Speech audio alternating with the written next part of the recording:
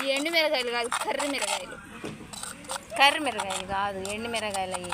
ఇప్పుడు ఏం చేస్తున్నావు అయితే? అత్త చేసిన కూర. ఏ అత్త? రమ్య అత్త. రమ్య అత్త ఏం కూర చేసింది? Egg fry. ఎగ్ ఫ్రైయా? ఇప్పుడు వీడియో చూస్తుంటేనే తినాలనిపించిందా నీకు? ఎస్. హాయ్ ఫ్రెండ్స్ అందరికీ.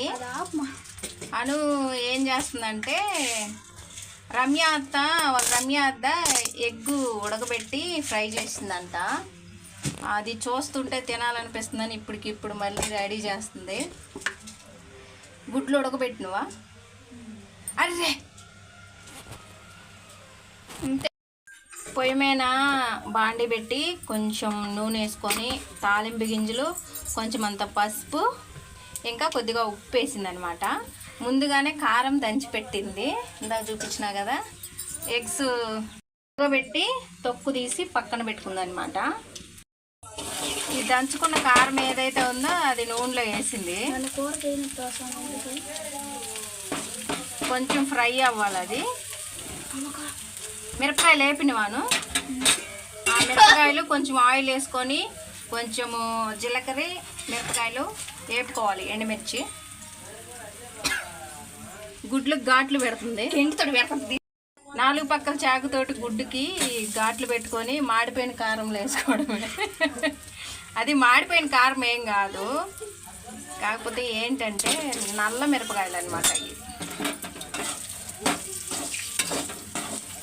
ఇప్పుడు తింటే వేగాలమని పట్టిస్తుంది అదే లంచ్.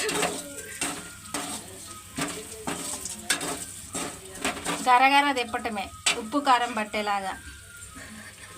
కొంచెం సేపు ఎట్టకారం చేస్తున్నట్టుంది కూరని. ఎట్టకారం కాదు, నిజంగా మాడిపోయినట్టు చెప్పుకోవడం అంటే. అది నల్లగా ఉంది కాబట్టి అట్లా చెప్పినాలే. అవి మంచి మిరగాయలే, కాకపోతే అట్లా బ్లాక్ కలర్లో ఉన్నాయి ఎండు మిరగాయలు అంటే.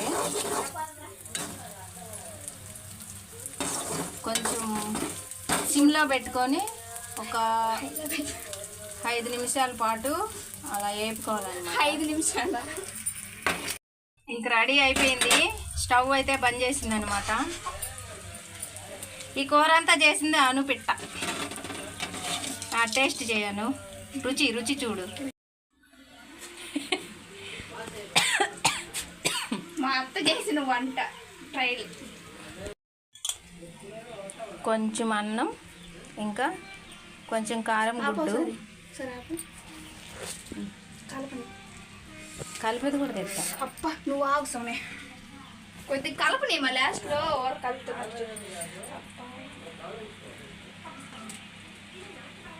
బొగ్గులు ఉన్నాయి, బాగుంటుంది.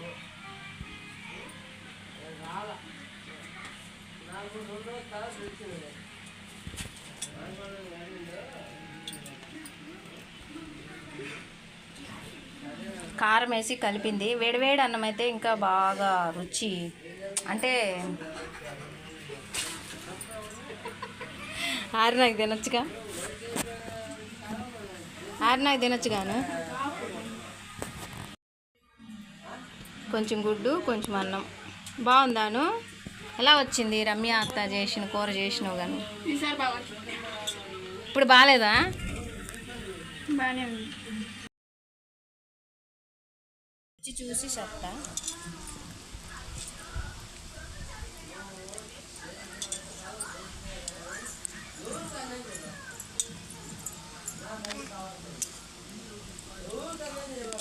బాగుంది, కాకపోతే ఉప్పు వేసుకోండి మీరు. అను ఉప్పు వేయాలి. స్మెల్ అయితే చాలా బాగుంది. ఉప్పు వేసుకుంటే రుచి కూడా బాగుంటుంది. ఓకేనా? బాయ్.